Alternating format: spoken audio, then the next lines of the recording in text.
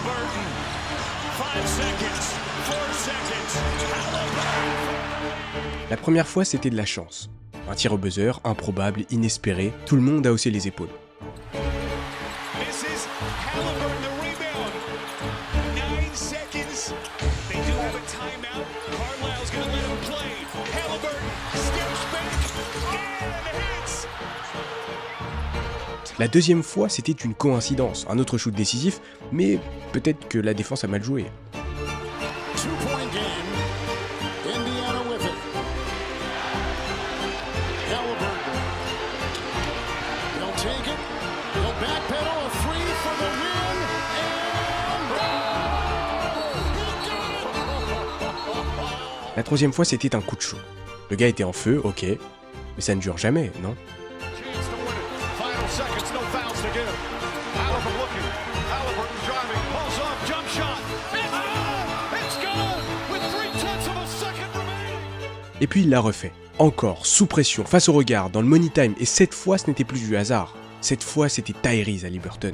Il a été élu le joueur le plus surcoté de la NBA, et pour faire taire ses détracteurs, il a mené son équipe jusqu'en finale NBA, a forcé un Game 7 et... Test of Thorpe. Halliburton falls down. He looks hurt. Here comes SGA the other way. Inside, and Williams throws it down. Halliburton's hurt right away when he fell. Of course, that strained calf. He's in pain. L'histoire aurait pu s'arrêter là, mais non. Elle ne fait que commencer.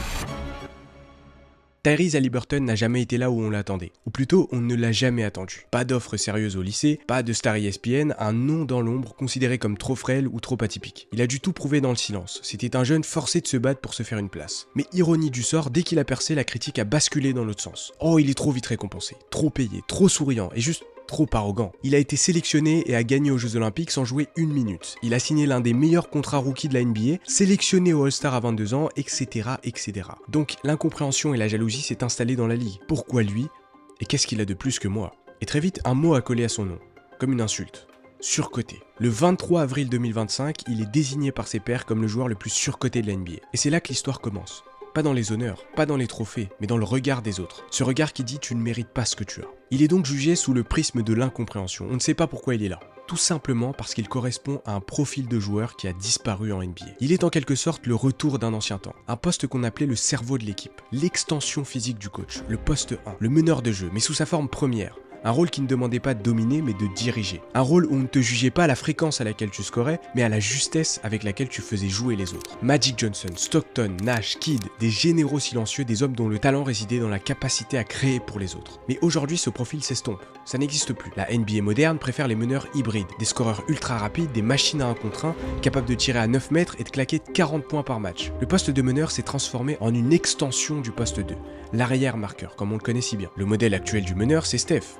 C'est Dame, c'est Ja, et ce sont des joueurs extraordinaires, mais dans cette ligue de tempo frénétique, un joueur comme Halliburton fait tâche. Pas parce qu'il est faible, mais parce qu'il est ancien. Il n'incarne pas le futur de la NBA, il incarne ce qu'elle a perdu. Il est l'un des meilleurs organisateurs de jeu de toute la ligue, et ce n'est pas juste une impression, c'est mesurable. Son ratio passe décisive perte de balle est impressionnant. Sur l'ensemble de la saison régulière, il tournait à 9,2 passes décisives par match pour seulement 1,6 pertes de balles. En playoff, 10,8 passes pour 1,7 pertes de balles. Ce ratio en question était le meilleur des playoffs parmi tous les meneurs titulaires. C'est un ratio exceptionnel, rarement atteint par un meneur dans l'histoire récente. Même Chris Paul, à son apogée, flirtait avec ces chiffres sans forcément les dépasser sur une campagne complète de playoffs. Et ce n'est pas tout.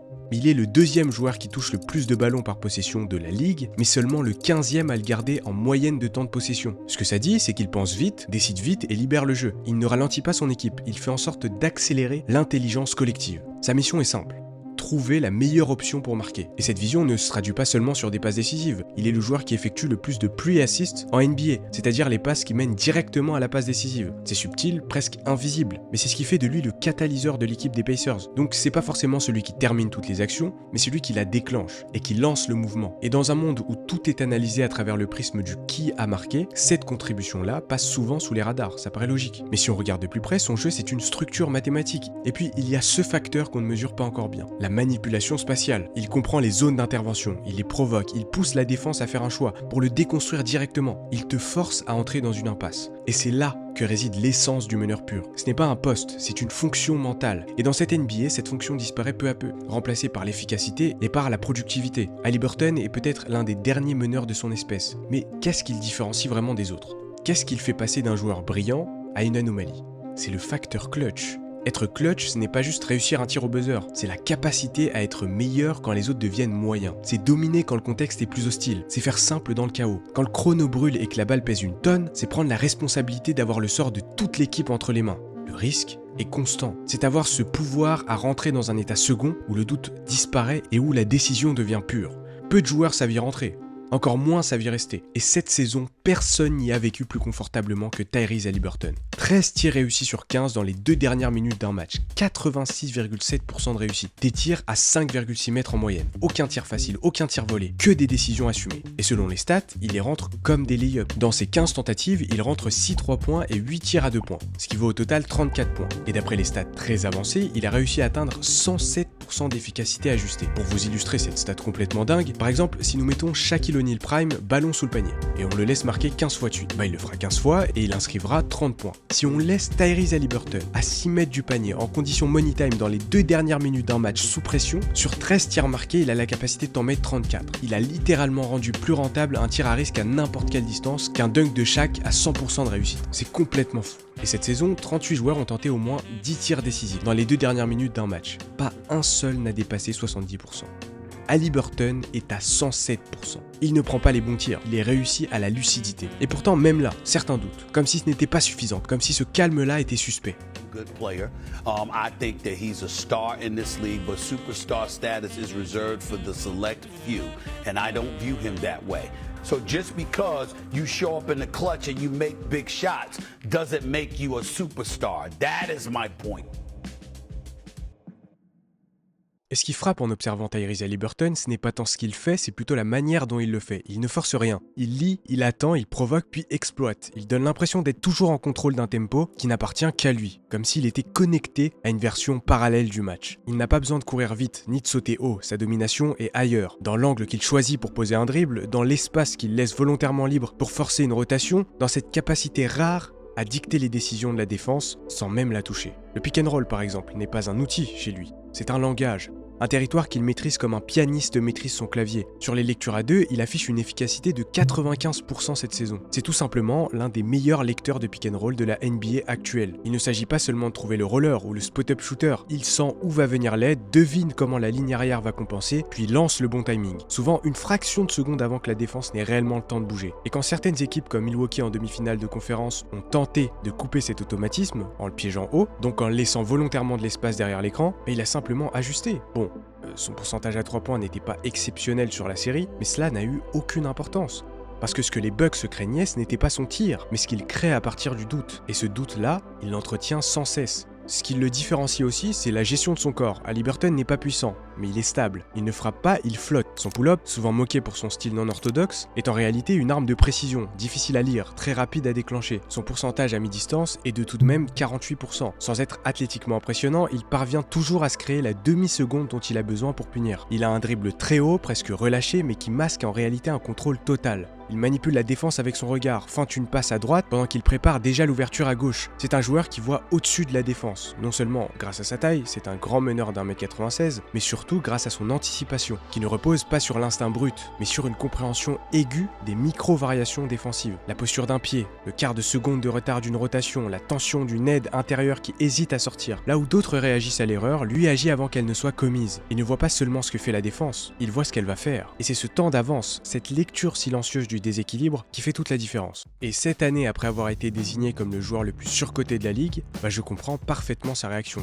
Il n'a jamais été reconnu à sa juste valeur. Il l'a donc pris très personnellement. Et ce qu'ils ont fait ensuite relève presque de l'exploit cinématographique. Les Pacers finissent avec 50 victoires cette saison et terminent 4e à l'Est. Ils affrontent donc les Milwaukee Bucks au premier tour, dans un remake électrique de l'année précédente où quelques tensions ont pu se manifester. L'atmosphère revanchard se fait ressentir.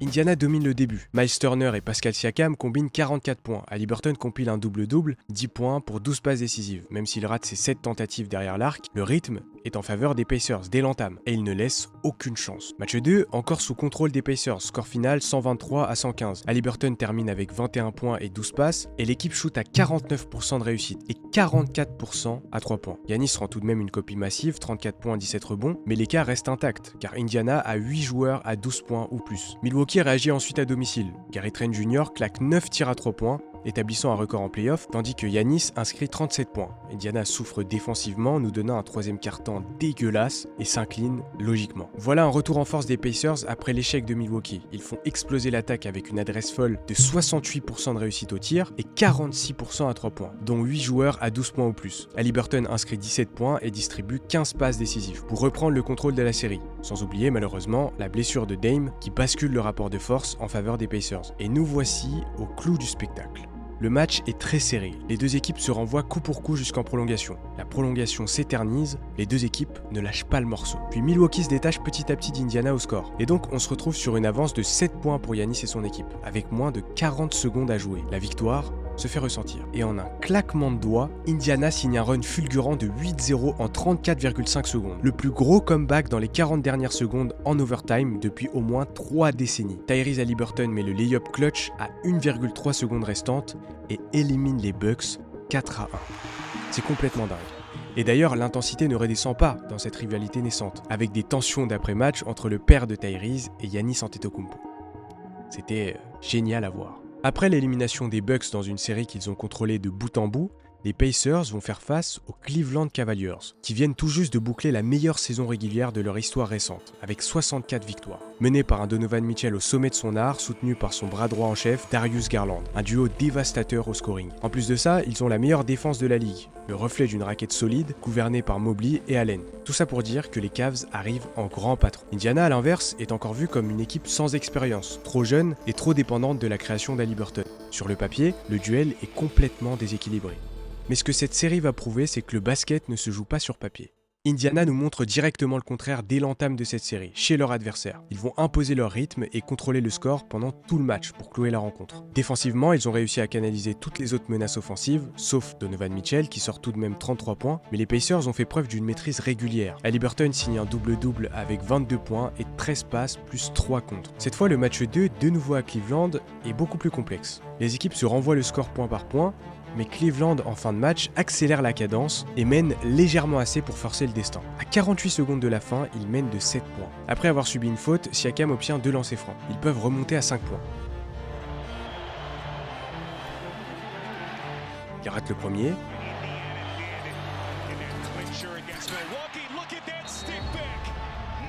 Mais Nesmith récupère la balle et dunk pour perpétuer l'espoir. Une soi-disant faute sur Mitchell permet au staff de préparer sa défense à forcer l'erreur chez les Cavs. Le temps paraît infiniment long. 47.9 on the game clock. High stakes here in Cleveland. This is all you want in the NBA playoffs. 47 seconds. Et par je ne sais quel miracle, l'erreur se déclare, déclenchée par le même héros, Nesmith. Les Pacers sont conscients que l'occasion divine s'est présentée, donc l'échec n'est plus une option. Il reste 46 secondes, tout est encore possible. Siakam éveille son talent, plus qu'une possession. Il ne faut qu'une interception pour basculer le destin. Do you foul here immediately if you're Rick Carlisle? I do. Oh my goodness. There's a steal.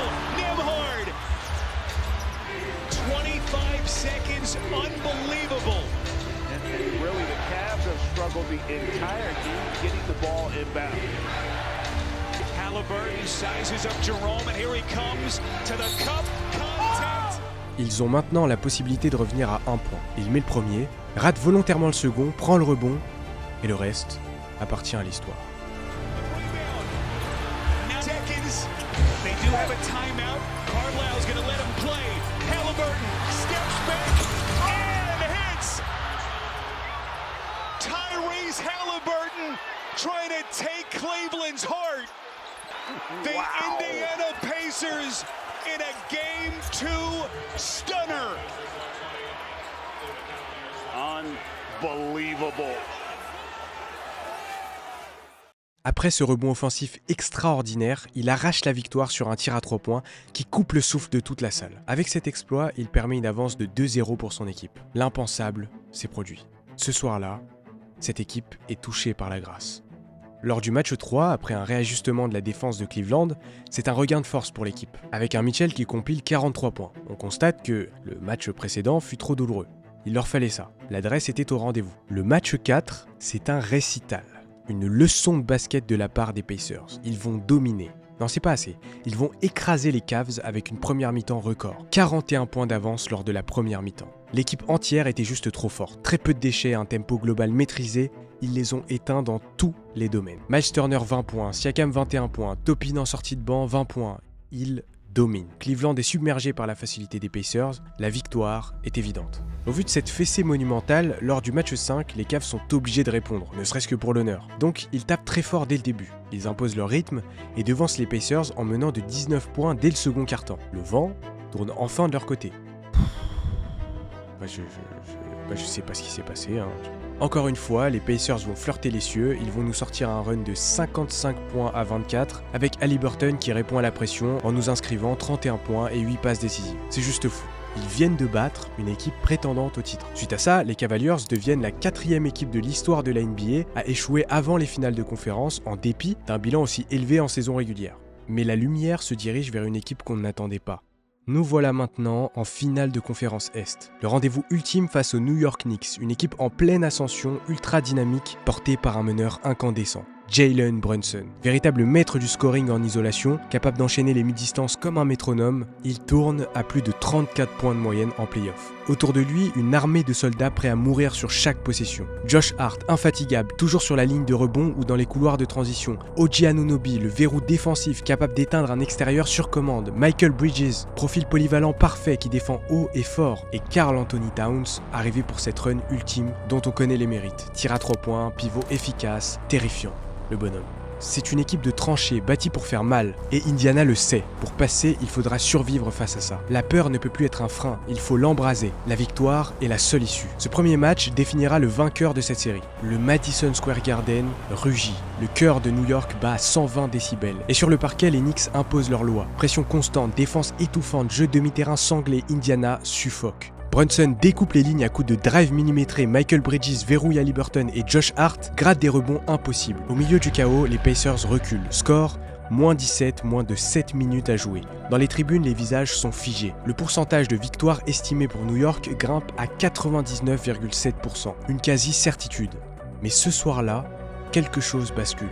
Aaron Naismith, jusqu'ici discret, devient incontrôlable. Un premier 3 points. Puis un deuxième, la défense recule trop tard, un troisième, un quatrième, le Madison baisse d'un ton, un cinquième, un sixième, record NBA égalé. 6 3 points dans le 4e quart-temps d'un match de play-off. Et soudain, Indiana revient. L'écart fond, la peur, change de camp. Et puis, il reste 2,5 secondes à jouer. Indiana est à moins 3. Haliburton reçoit, un pas à gauche, un tir arc-en-ciel. He'll backpedal a three for the win and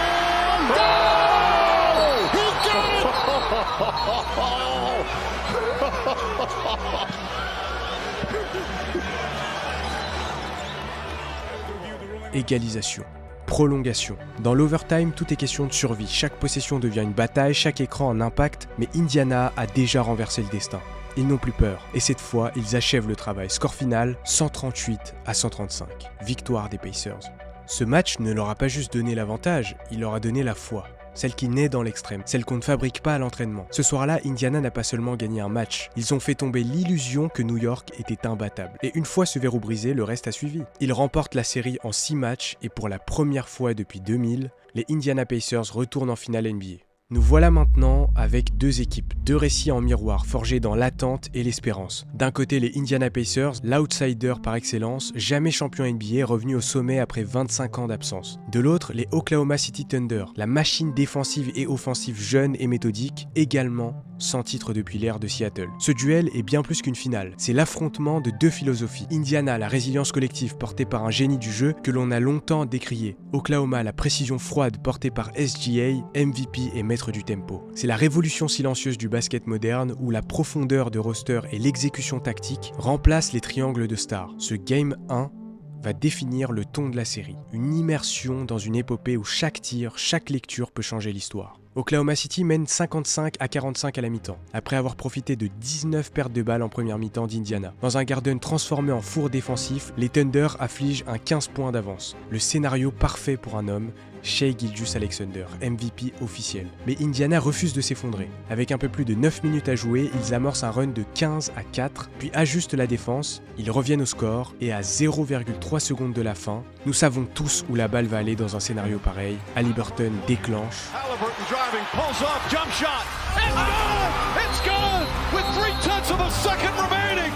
Timeout OKC. Tyrese Halliburton does it again. Indiana mène 111-110. Ce tir, c'est le dernier buzzer beater en finale NBA depuis Jordan en 97. Pour la 4e fois de cette post-saison, Haliburton frappe au moment crucial, un coup psychologique terrible pour OKC, mais une affirmation de la mentalité Pacers. Oklahoma City répond sauvagement après le Game 1.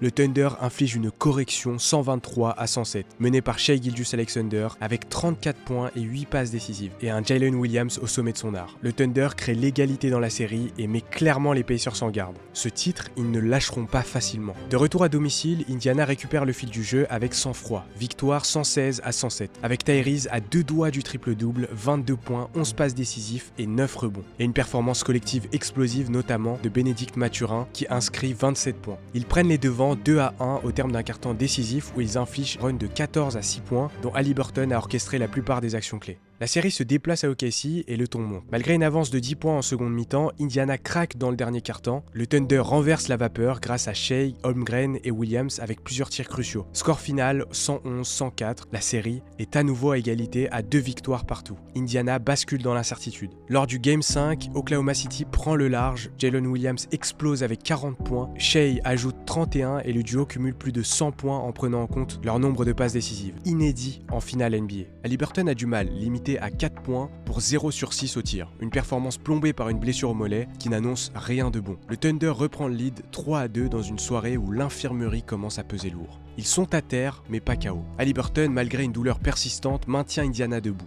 La défense des Pacers force 21 pertes de balles sur OKC. Victoire retentissante 108-91, avec 6 joueurs à plus de 10 points. Et la série repart pour un Game 7 décisif. Ce soir-là, Indiana prouve qu'ils ne lâcheront rien.